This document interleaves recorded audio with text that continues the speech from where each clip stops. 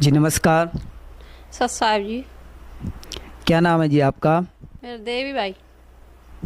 देवी जी, कहाँ से आए हैं आप? मैं मिट्टी थरपरकर से सिंध सूबा सिंध से आई हूँ। देवी जी, पहले हम ये जानना चाहेंगे कि आप जिन्हें संत रामपाल जी महाराज से नाम दीक्षा कब ली? मैंने 2015 5 मई 2015 में ली। संत रामपाल जी महाराज से नाम दीक्षा लेने से पहले क्या भक्ति साधना करते थे? मैं पहले नाम देवी देवता सारी साधनाएं करते थे। देवी देव पूर्णमास का व्रत, एकादशी का व्रत, चौमासी का व्रत, ये सारी साधनाएं मैं करती थी। 20 साल से मैं भक्ति करती थी। और मेरे ससुर जी की बरसी, जयराम दास की बरसी भी करते थे। साल बे साल 24 बरसियाँ की थी। तो बरसी करते करते तो ये सत्संग गुरु जी का देखा। एक मेरे पड़ोसी भगत थे सेवक दास, उसने टीवी पे सत्संग देखा तो उसने कहा कि मेरे भगत जी को कहा कि एक सत्संग चल रहा है, वो सच्चा संत है, आप देखो। तो मेरा भगत जी उसी दिन चला गया उसके पास, तो सत्संग देखा। सत्संग सुनने के बाद उसको सत्संग अच्छा लगा। उसमें यही ज्ञान मालक का था।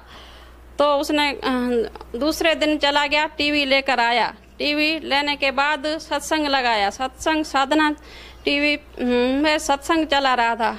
तो मुझे सत्संग अच्छा लगा, मुझे ज्ञान प्राप्त हो गया। ज्ञान प्राप्त होने के बाद मुझे ये ख्याल आया कि मैं ये नाम लेऊंगी।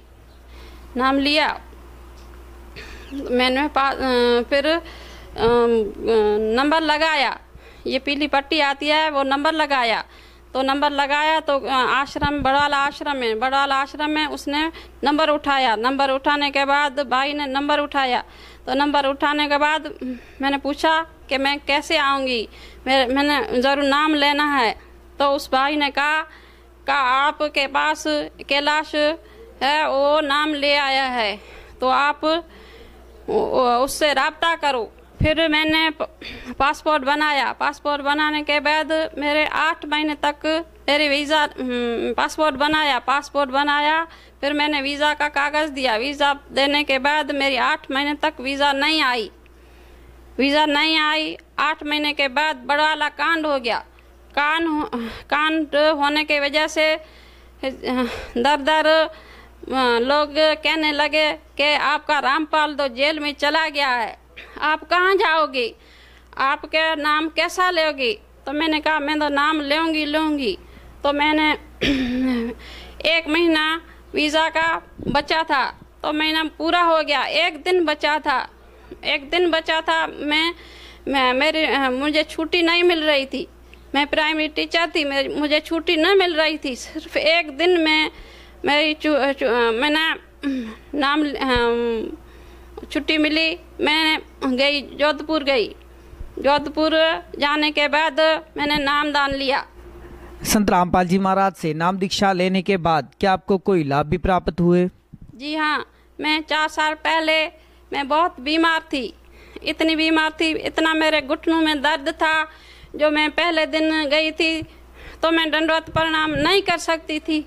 मेरे भाइयों ने मुझे हाथों से दंडवत प्रणाम कराया था। जो आज भी भंवर दास, बजरंग दास, उसने मेरे हाथों से आपके ये मुझे दंडवत प्रणाम करना नहीं आता था। मैं इतना दर्द था जो आज मैं जो देख सकते हो, मुझे कोई भी दर्द नहीं है, मैं ठीक ठाक हूँ। आप देख सकते हो। मैं सतनाम लेने के बाद मुझे दूसरी एक बीमारी आई, और मेरे गले में रेशा चलता था।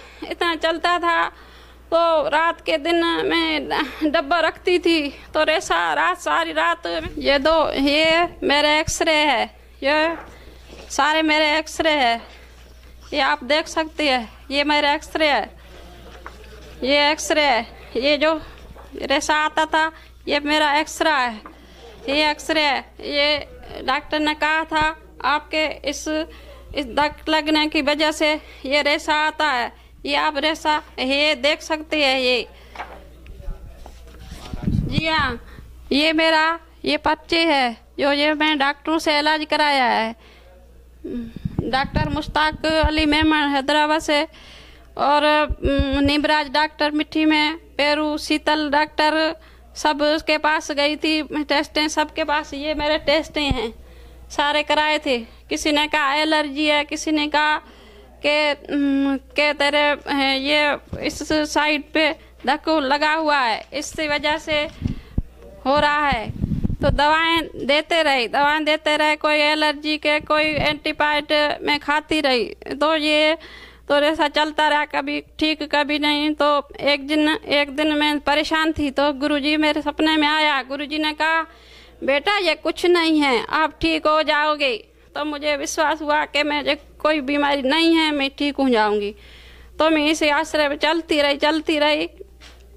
तो मेरी तबीयत ठीक होती थी, मेरी ये चमड़ी सूखी हुई थी। तो मैं काम करती थी, तकलीफ कोई नहीं थी, सिर्फ रेशा आता था। तो एक दिन मैंने सोचा कि जो एक कुबला थी, वो भगत थी। तो उसने वो कृष्ण भगवान के पास गई थी, तो उसको तिलक लगाया तो वो सीधी हो गई। तो मेरे हड्डियां थी सारी टेढ़ी थी, तो मैं टेढ़ी चलती थी। तो मेरे घुटनों में दर्द नहीं था, तो कि नाम लेने से ही मेरा दर्द खत्म हुआ था। तो मैं जैसी थी वो उसी जगह पे हड्डियां सूख चुकी थी। तो मैंने रात को ये सोचा कि वो तो सीधी गई, आज मुझे ना मालिक चमत्कार दिखाए तो मेरे हड्डियां सीधे हो जाए। तो ये मैं सोचती रात को सो गई। सोते वक्त सुबह उठते ही मेरे तो हड्डियां देखा क्या आस्ते आस्ते सीधे होने लगी। तो मैं बैठ गई, एक जगह बैठ गई। तो देखूं क्या, मेरे इस साइड पे मेरा गुरुजी, इस साइड मालक, ऐसा हाथ किया, लाइट आकर मेरे बीच में हुई। तो कहने कहा देखा वो डॉक्टर है। मैंने कहा था डॉक्टर के पास जाओ, वो डॉक्टर हो है तेरा। तो मैंने दंडवत प्रणाम किया कि बेटी आप अपने हड्डियां सीधे कर लो, बस ठीक हो जाएगी, आपके हाथ से सब कर लो। बस ये मुझे चमत्कार हुआ। तो मैंने आस्ते उसी जगह पर ये मेरी टांग थी, ये सब मेरे हड्डियां टेढ़ी थी तो कड़कड़ करने लगी। तो मैं सीधे करने लगी। सीधे करने के बाद मेरे जो भी एक नस थी वो इस हड्डियों से चिपक चुकी थी। ये शायद है मेरा पति, मेरी हड्डियां सब चुपकी हुई थी, ये सारी चमड़ी मेरी चुपकेल थी, मेरी नस एक भी ज़ाया नहीं थी, चुपकेल थी। मैंने मालिक क्या आप हाथ से सब सेट कर लो। तो मुझे 2 महीने लग गए। मैं आस्ते आस्ते सब ये मेरी चुपकी थी, ये मेरा निशान है, मेरी चुपकी हुई थी, ये मेरा निशान है, सब चुपकेल थे। ये मेरा निशान है, सब चुपकेल थी मेरी ये नसियाँ। आज मेरे ये सीधे हो गए हैं, मैं आप देख सकते हैं मेरा ये घुटने ये ऐसा था, आज मेरा सीधा हो गया है। मैं बैठ सकती हूँ, उठ सकती हूँ, मैं काम कर सकती हूँ, सब ठीक हूँ। ये मालिक जो पानी के गिलास के लिए तड़पती थी, कब मेरा बेटी आए मुझे पानी दे, आज मैं कूलर उठा कर लेती हूँ। ये मालिक आपने दया की तो मुझे नई जिंदगी दी है। बहन जी, लोगों का मानना है कि संत रामपाल जी महाराज जी देवी देवता छुड़वाते हैं। नहीं, वो देवी देवता छुड़ाते नहीं है, वो तो नाम देती है, वो तो भक्ति कहते हैं, इसी नाम से ही होगी। आप जैसे किसी को बुलाते हो तो नाम करके बुलाते हो, तो ये सब नाम देकर हमको यही कहता है, मालिक ने नाम दिया है कि आप ऐसे करो, सीधा रास्ता यही है, सीधे रास्ते से आपका मोक्ष हो जाएगा। भक्त समाज को क्या संदेश देना चाहते हैं? मैं भगत समाज को यही संदेश देना चाहूँगे, ए भाइयों, जो आप झूठे इल्ज़ाम मेरे गुरुजी पे लगा रहे हो कि वो जेल पे बैठा है, ये झूठा है, ये ठगी है, ये मेरा गुरुजी झूठा नहीं है, वो तो जेल में नहीं है, वो तो मेरे पास बैठा है। आप एक दिन 2 दिन भक्ति करके देखो तो सही, क्या ये इसमें क्या सच्चाई है, क्या है, वो आप देख सकते हो। ये मालिक है, पूर्ण परमात्मा के नाम देते हैं उसकी, वो तो जेल में बैठा है, हमें बैठे बैठे इधर क्या लाभ हो रही है, वो किसी वजह से हो रही है, उससे नाम से ही हो रहा है, उससे नाम से शक्ति होती है। आप ये ज्ञान सुनो, ये जीने की राह पढ़ो, ये ज्ञान गंगा आप पढ़ ले, ये इसमें क्या लिखा है उससे आप सब समझो। ए भाइयों, आप देखो, जो नशे करते हैं, शराब पीते हैं, आप उसके घर में देखो कितने कहर मचे हुए हैं।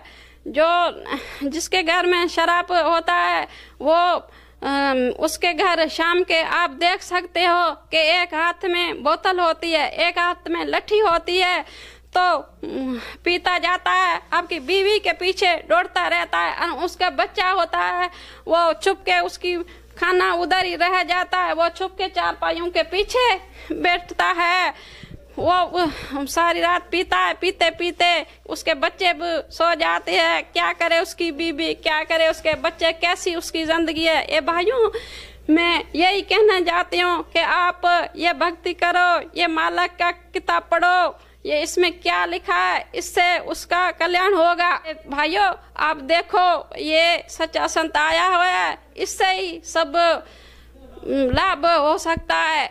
ए भाइयों, ये बहनों, आपको ये सिकुन चाहते हो आपके घर में, या आपका पति हो कोई नशाई है, या आप की कोई बीवी ऐसी है, या किस घर में क्रोध है, तो आप यही जीने की राह पढ़ो, ज्ञान गंगा पढ़ो, ये भक्ति करो, इससे उस घर में सुकून हो जाएगा।